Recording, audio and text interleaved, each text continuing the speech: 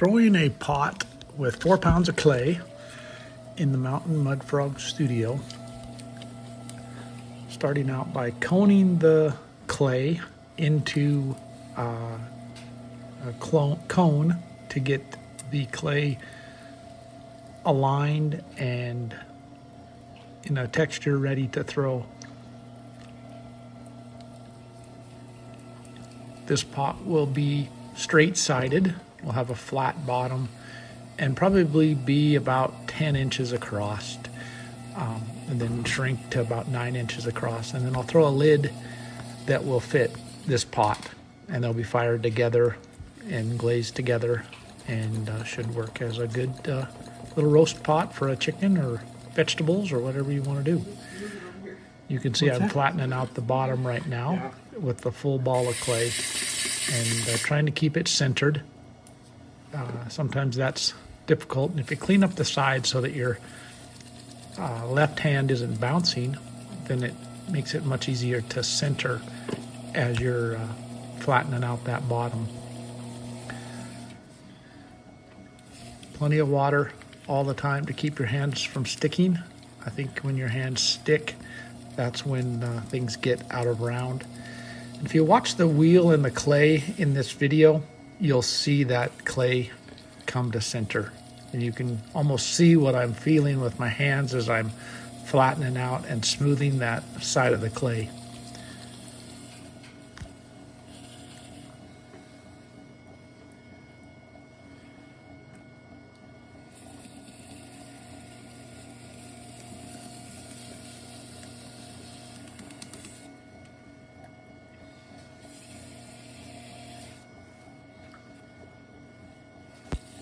So here I have the clay centered and the bottom pretty smooth, and so what I want to do is start pulling out the center. And so I'll put my finger in the center of the clay and pull to 6 o'clock to right toward me. And what I'm doing is trying to create a bottom for the pot.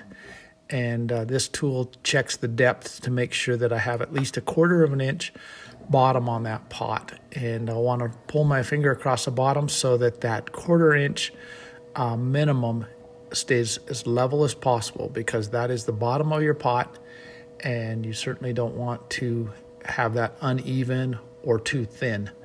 So again, plenty of water, and pull evenly right down toward you at 6 o'clock, and you'll see that that clay pulls out. And as you pull out, you're going to see a lip of clay create there in front of you, and you want to make sure that that stays smooth. So occasionally I'll rub my hands on that to keep that down. You are going to get a little lip of clay as you pull all of that clay toward the edge, and that's the clay that will pull up into the side of the pots. So that'll give you enough clay to pull the edges of the pot up about 6 or 7 inches. I would say that this pot will be. Hands in one time my whole life. You got $1 million.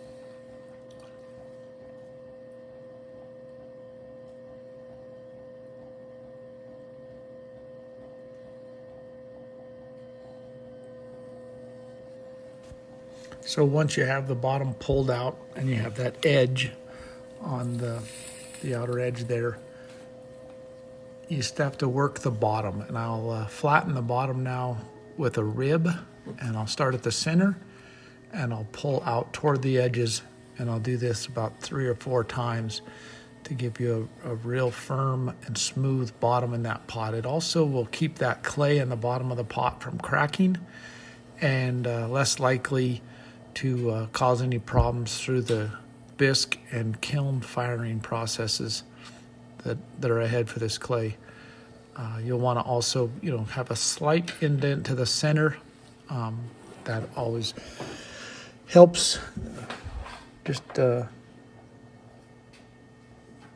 make sure that you don't push down and make your bottom any thinner. So you'll want to keep that flat and kind of just have it slight increase thickness as it comes to the edge where you're going to pull up from those walls.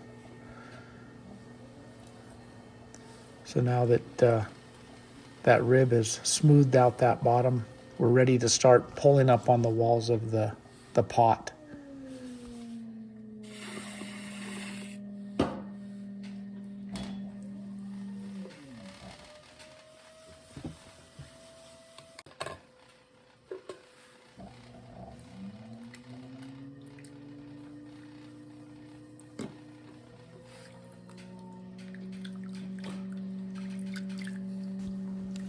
Now you'll notice as I start pulling up the walls of the pot, there's a little rim of clay about 2 inches from the bottom, and you see that rim around the top there. As I pull up, it's going to give me an extreme bit of difficulty because that's going to actually come away from the pot, and that's certainly not supposed to happen.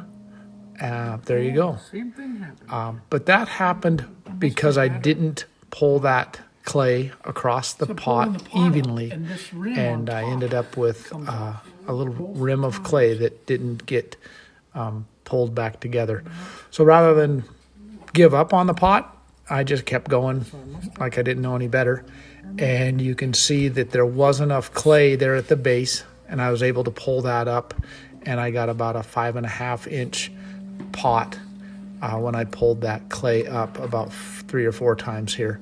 And so, you know, big mistakes can happen during your project, but if you just don't panic and persevere, a lot of times you'll end up with a pot that is very, very acceptable. You'll see that there was plenty of clay to create the pot that I intended to when I started here. So I'm keeping the walls really straight up and down and even thickness as I pull clay from that bottom. On my outside right hand, you can see that I'm pulling that clay up. And, you know, sometimes different potters explain that differently, but for me, as I watch it, especially, and as I feel it when I'm pulling as well, it's almost like creating a screw and pulling that clay up as that wheel turns around. And so you just want to make sure that wheel goes a full turn, you know, before you're pulling up too fast. If you were to pull up very fast, you would get an actual screw look to your pots. So just really slowly pull that clay up, and you can see that wheel goes a full turn as my fingers keep that equal distance. Notice my thumbs are touching, and that helps me keep that equal distance and that lock together of my hands. I'm a new enough potter that if I go into a deep cylinder and I don't have that connectivity between my thumbs, I find that my hands wobble a little bit and causes me some problems. So I'm sure I'll watch a professional video and learn how to do that. There I'm just getting the excess water out of the center of the pot. You can see I'm probably got 5 inches at this point. I think I'll pull up one more time here and end up with the pot that I actually took off the wheel and is gonna biscuit here in about a week.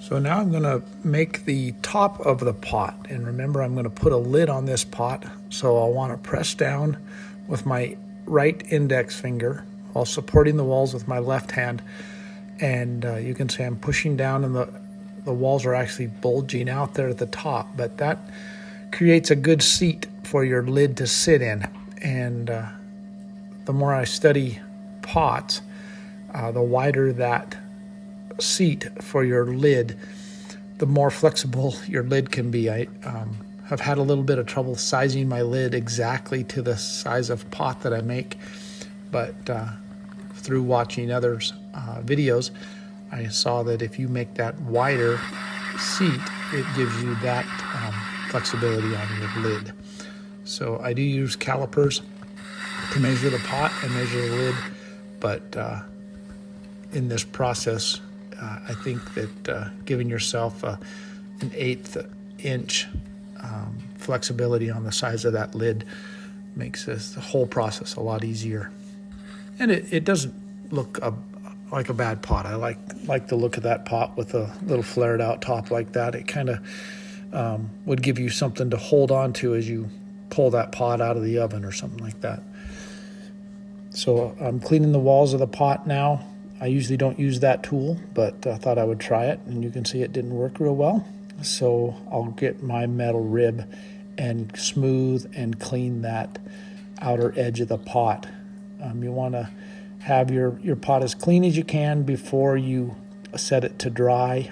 There is some trimming you will do the next day once this pot gets leather hard, but the less trimming that you have to do at that phase, I find that just makes life better all the way through the process. So this is the metal rib, just smoothing the edges of the outer edge of that pot all the way up. And then finally, as you do with a mug or a bowl or any other piece of pottery that you're throwing on the wheel, pull out a chamois and smooth out that top edge. So you'll see that I pull out my chamois here in a minute, and I'll smooth the outer edge of the pot and the inner rim of that seat where that lid's going to sit. I use my tool here just to smooth that out. There was one little kind of outer round shape on that inner rim, and just use your metal tool and clean it up. It's pretty easy to do. Just be careful not to stick your tool into the clay too hard. It's very sensitive at this stage of the game.